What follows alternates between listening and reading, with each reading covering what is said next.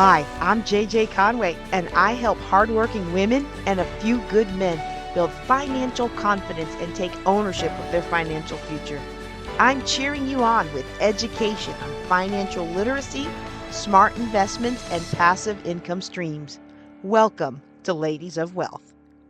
We're not in the downtown studio because everything is iced over. So here we are tonight. I am so excited to be with you all tonight. I hope that if you are affected by this weather storm, that you and yours are safe. And if you're anything like me, the snow is still coming down out there, which is kind of rare out here where we live in rural Texas. But the snow is still coming down. I hope that if you okay, this may be a little too late for some of yous, but I hope that you have enough food stores and some flashlights and batteries and things like that. It occurred to me that we haven't put out in a long time the list of the emergency things you should have on hand, and so I think I might make a post about that soon. But I hope that you have some flashlights, batteries, maybe even some firewood, depending on where you live and things like that. And if you're projecting ice tonight, like we're snowing now, they're expecting it to ice over tonight, so they've already canceled school again for tomorrow. If you're in the same boat, I recommend you go now to the store and make sure you've got some food to eat and to feed your babies. Make sure you've got something to keep warm with. If the power goes out, make sure you go to that storage shed and drag out them blankets. If you've got a storage unit or something like that, just make sure that you're prepared. One of the things that I have found, and this is not what our lesson is about today for those of you just joining us, but one of the things that I have found is that the more prepared we are for calamities, the less they happen in our lives. And some people call it the anti-Murphy effect. I like to call it the anti-enemy effect because I really believe the enemy messes with those people that are more fun to mess with. And when you are prepared for emergencies, or you're more prepared than the next person, you make yourself less fun for the enemy to mess with. Because, we should all trust in the Lord Almighty. But many of us say we trust in the Lord and we still spin up when things like this happen. So I encourage you to be prepared. And if you're not prepared this time, and let's just prepare with some prayer that everything passes over you and you don't have any issues, and then make sure you're prepared for next time. It's just like thieves. This is also not what I'm going to be talking about today, but since it came up to my mind, where we live, sometimes you get some young folk or some older folk. And in this economy, it's happening more and more often. People will go up and down the street, basically looking whose car is unlocked. I live in a mostly rural area that's developing rapidly. And there are a lot of people who are still used to leaving their cars and their houses and all their things unlocked. And what they'll do is they'll go up one side and down the other, and they will basically try every door of every vehicle that's out to see if somebody left their vehicle unlocked. And a lot of people leave their vehicles unlocked, which makes them an easy target. So what happens is, if you've got your car locked, they don't stick around and try to break in. Now maybe in a more advanced town and a more sophisticated crime ring, that might happen. But here, really, a lot of the crime, the cops tell us all the time, lock your doors.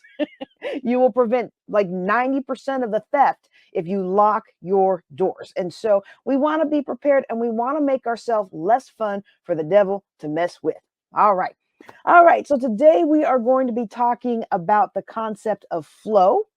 And I love this lesson. Some of you have been with me for a couple years. I try to teach this lesson at least once a year in the rotation.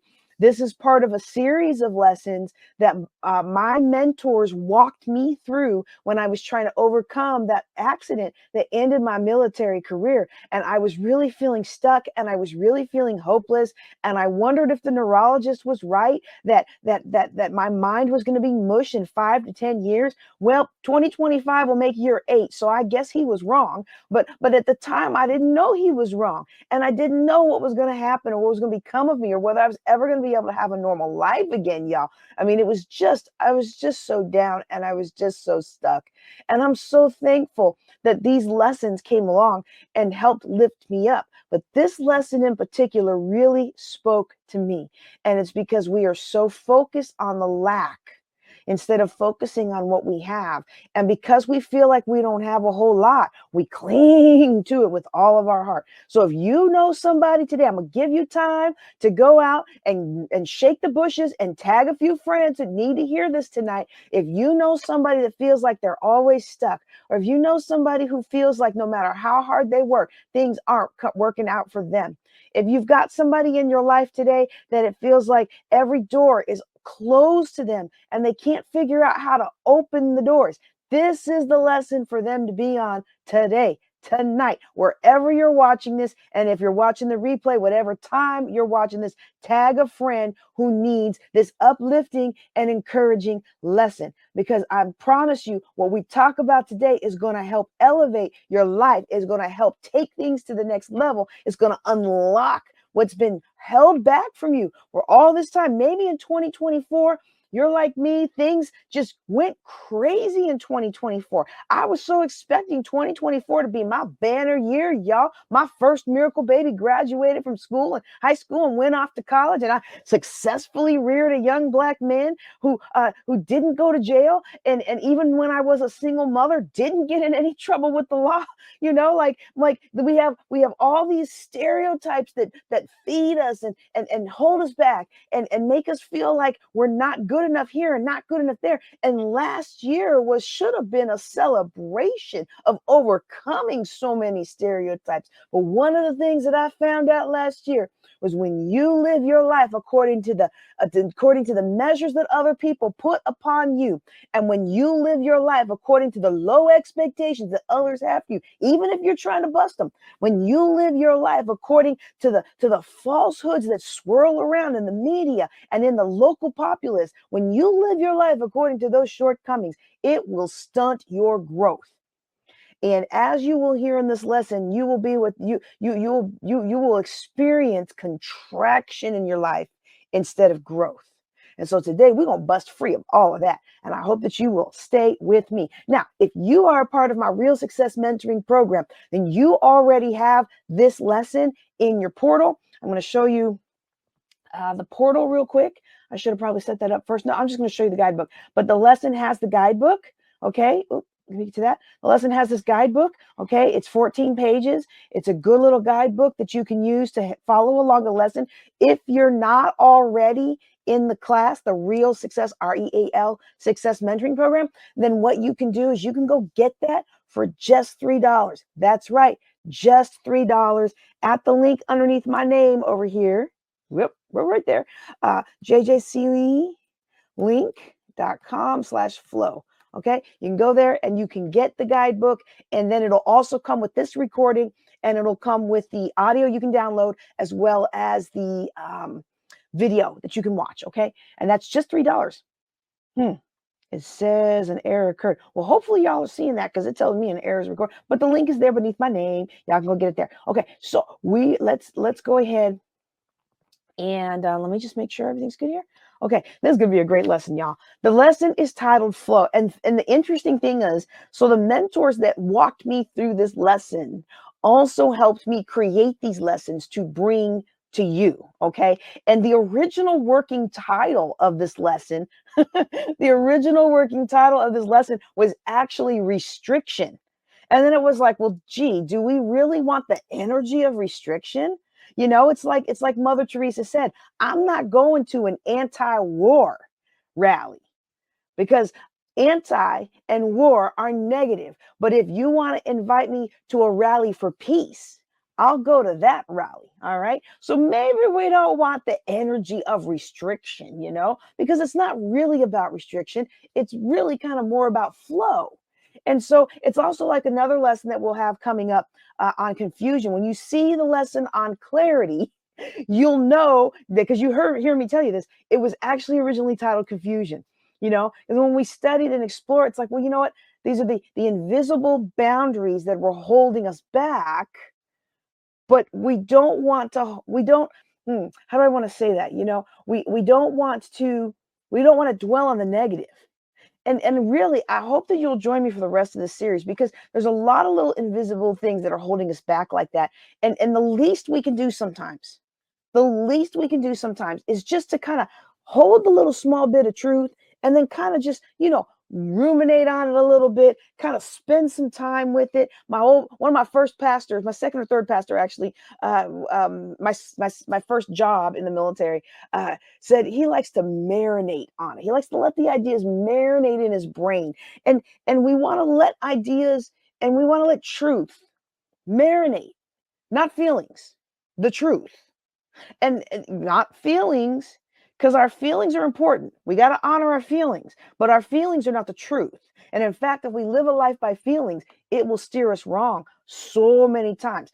I'm not talking about not trusting your gut, but you and I both know that that gut feeling is different than the emotion feelings that so often spur us into self-protective mode.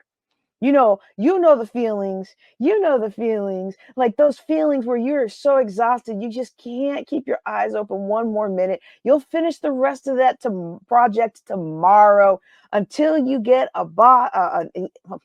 until you get an email from your coworker.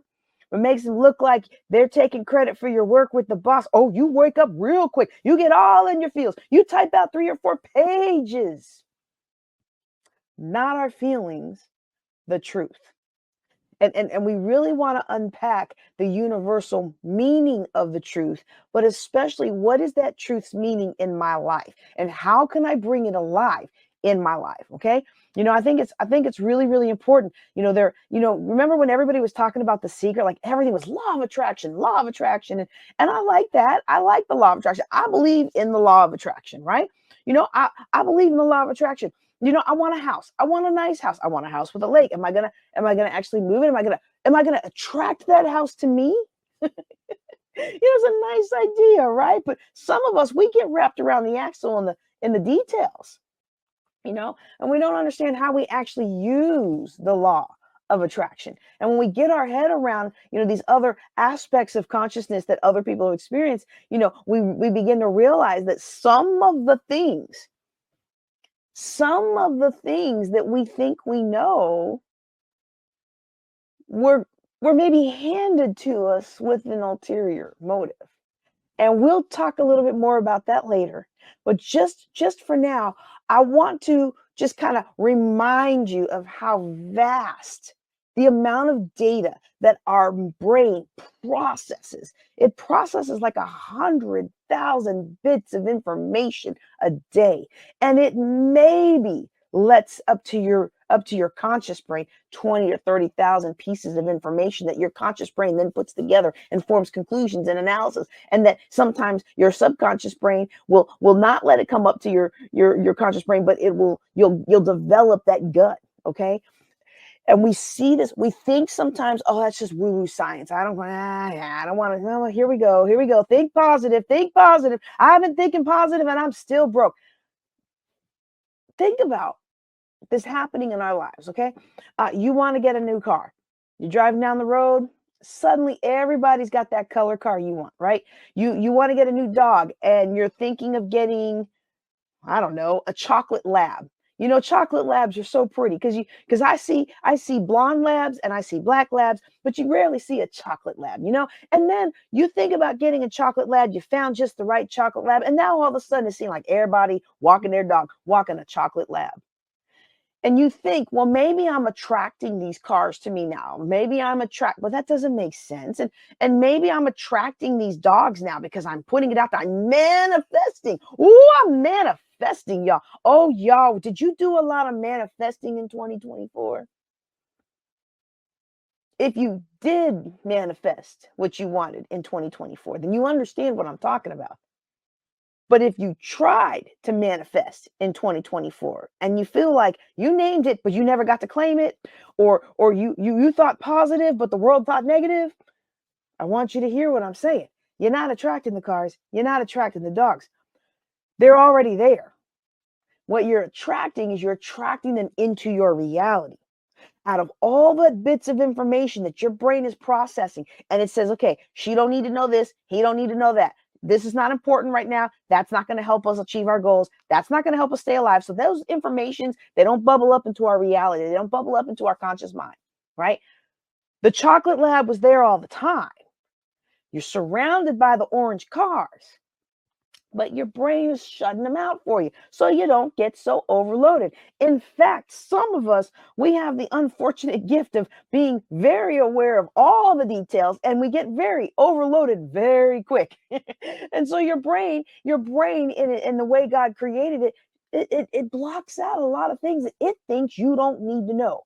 And one of the ways we tell our brain we need to know about something is by consciously thinking about it, consciously spending time on it, consciously researching about it, consciously talking about it. Okay. And it's interesting because I know people. Now this hasn't happened to me yet. I can't wait for it to happen though. But I know people, y'all, who did end up getting their dream house written out exactly as they hoped, or the exact house that they put on their dream board 10 years, 20 years prior. And they did attract it into their reality, into their experience, but it was going to sit there for years before they got there. It was new to them, but it was already there. In fact, I had one story that I love, and I forget who it was, but it is somebody who's fairly famous now.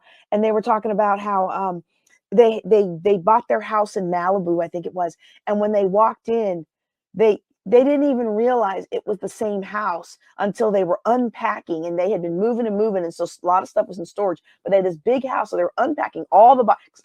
How many of us need to unpack all the boxes? Okay, no shame, no blame. We're going to flow in 2025, y'all. We're going to stop having all these random things taking up our space and time, just carrying it around from place to place. But in any event, these people were unpacking their box, and they pull out the vision board from like 15 years ago. And one of the things they had cut out of a magazine of Lifestyles of the Rich and Famous was that house. And another person that I know personally walked into their condo. They've moved up now, but they walked into their Florida condo, and they didn't even need to walk the whole house. They told the realtor, make the offer, I'm buying this now. And the realtor said, well, you haven't toured the house. And he said, oh, no. I have already seen this house. It has been on my vision right. Oh, I forget what we're calling them. Our goals, our C-type goals. It's been in my vision for the last 10 years. I have seen every detail of this house. And he walked in and he saw the kitchen and the balcony to the beach. He said, I've already walked through every room in this house in my mind. And when you think about those things, it really brings to life the idea that Emerson said, where your focus goes, your energy flows. Where your intention is, your attention flows. And what you do when you begin to think about these things, your mind is expanded to these things. You begin to see these things more, and they have more meaning.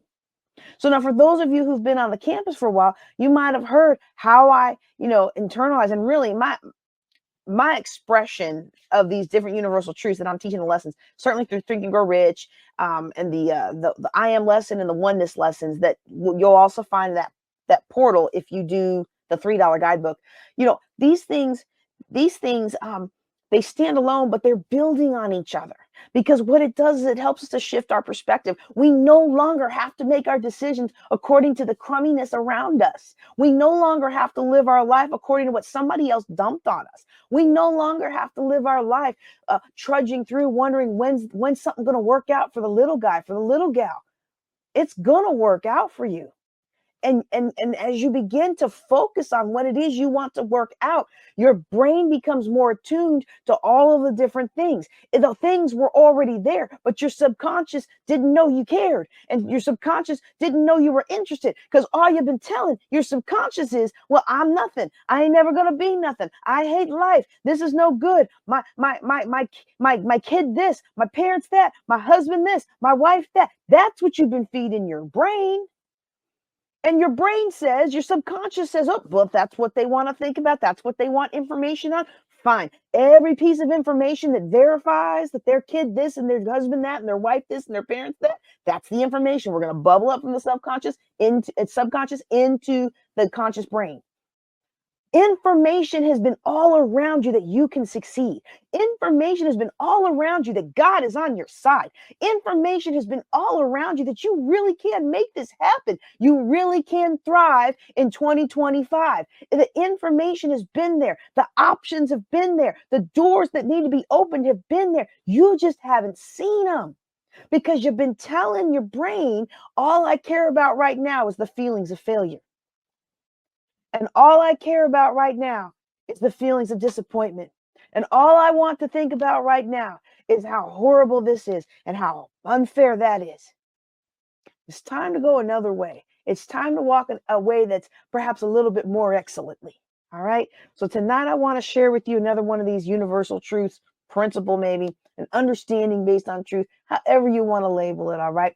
It's this idea of restriction in our life and the opposite of restriction being flow. Now, when you go to the dictionary and you look at the word restriction, it tells you restriction is the limitation or control of someone or something. Okay. It's the state of being limited or restriction. Let me move this over here so when I look at my stuff, I could actually be forward. Okay. Let me go ahead and read that again. Hold on.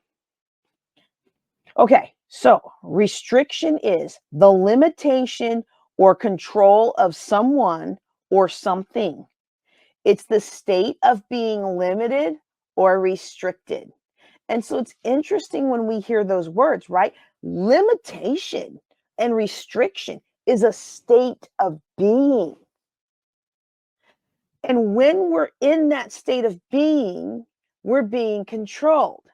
And when one's being controlled, when we're being controlled, then one is out of control, right? And I think most of us would agree. I mean, certainly anyone who's like me, kind of type A. I mean, okay, so my son might say control freak. He's grown now and he don't need to listen to mama. I guess I'll become intelligent again in about 10 years. I mean, come on. If you were given the option to be in control or not be in control, who would choose to not be in control, right? You would choose to be in control, right? Most of us, most humans, not just humans, most animals too. There's a lot of research on animals. I'm gonna get back to it, but this is important. There's a lot of research on animals where they were given electric shocks. Have y'all heard about this? They were given electric shocks in different circumstances. And when they had some degree of control over when it happened, the pain and the stress that they register was much less than when they felt like it's totally out of their control. Okay. And so, like how many people, like maybe many of you, want to leave your job because you don't like being there. You don't like being what you're told to do by the boss. Most of us don't like it. We don't like being told what to do. Some of us do like being told what to do because being told what to do is usually less stress, right? But for a lot of us, being told what to do all the time is more stressful because we feel like we have more creativity and more leadership and more to give, right? One of my mentors told a story of when he and his friends used to sell fish. They'd go get the fish, they'd come back, and they'd sell it to his friend's brother, and they'd get paid like 35 pounds or something for the day. And one day they got there late and they had all this fish they couldn't sell, so they go back to the brother, and everybody was irritated, right? Nobody knew what to do. So the brother said, "Well, do you guys want to buy all this fish off of us? Because there's hundreds and hundreds of pounds worth of fish." And he was like, "You know what? You can just have it. Instead of us paying you, you can have the fish." And so they're like, yeah. And so it's exhausted and they're running and they've exhausted for catching the fish, but now it's all their fish. So they're going around, stacking it up, putting it in the back of the car. They spent the rest of the night driving around to all the friends, went to all the pubs, all the restaurants, because now they were in control. They were exhausted, but now they were in control. It gave them new energy. They had a freezer full of fish at the end, but they loved it because they were in control. And for some of us today, you need to be more in control because then you will be able to be more energized and more motivated. Now, I'm not saying we discount the Lord, all right? Because ultimately God is in control.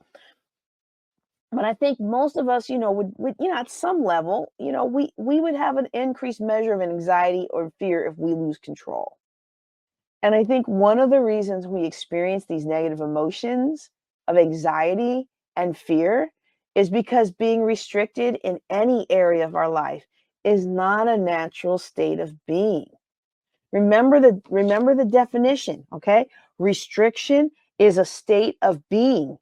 It's not a natural state, okay? When we're restricted in our health, that's not a natural state of being. When there's restriction in a relationship that we're in, if you find love being restricted, if your giving is being restricted, I mean, honestly being restricted, if your transparency, your ability to be the authentic you is restricted.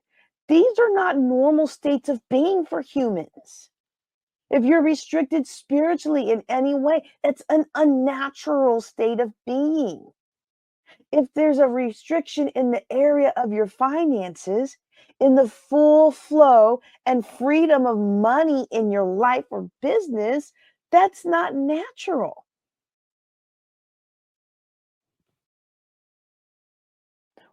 One of the things that I do when I'm mentoring people, when they're telling me they're having a tough time, like growing their business, expanding their business, and they're looking at outside things in the market, I first want to pull them into this idea that it's not a natural state.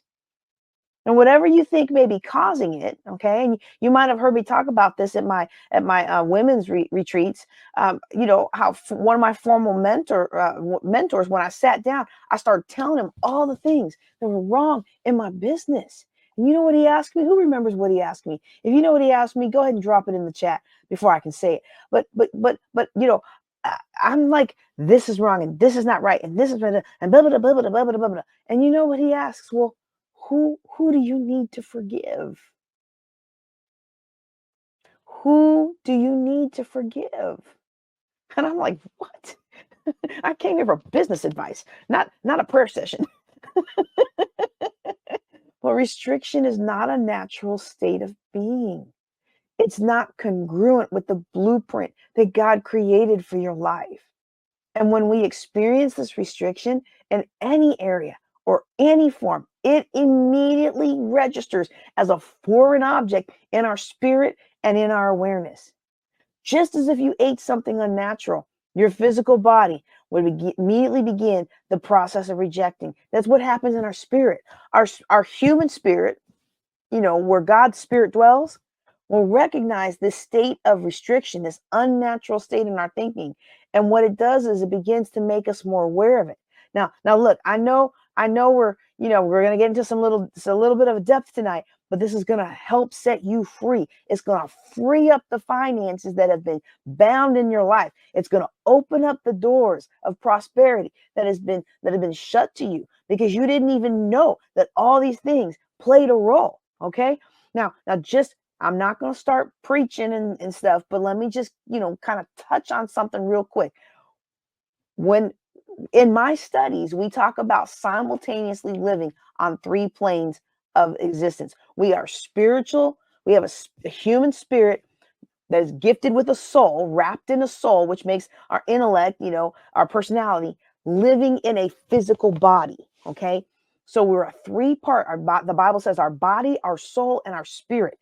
When our spirit registers restriction, it immediately communicates that to our intellectual mind, and our state of thinking begins to cause us to reject that state of mind. And it does it in the form of causing us a very real pain or hurtful feelings. And we experience fear, doubt, worry, anxiety, self-judgment. And all of these negative emotions, they actually come to serve you. All of these negative emotions, they really come to serve you. They come pouring into our awareness in hopes that maybe you will move away. Maybe you will change from accepting this kind of false state of being and whatever's causing it. Don't forget to like this episode, subscribe to the channel, and ask your question at ladiesofwealth.com.